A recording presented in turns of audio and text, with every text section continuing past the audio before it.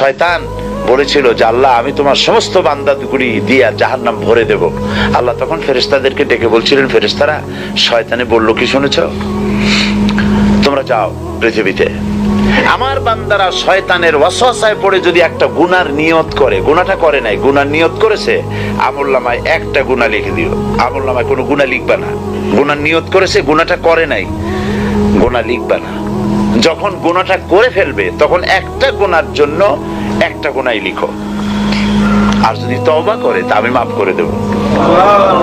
আর যদি আমার বান্দা একটা নেকের নিয়ত করে, একটা নেক কাজের নিয়ত যদি করে, তাহলে কাজটা করে নাই, নেক কাজের নিয়ত করেছে, হজে যাবে নিয়ত করেছে, যায় নাই, যেতে পারে নাই, এখনো দান করবে এখনো করে নাই, নিয়ত করেছে, আমলনামায় একটা নেকি লিখে দিবা। আর যখন নেকের কাজটা করা হবে তখন 10টা গ্রেস মার্ক লাগাই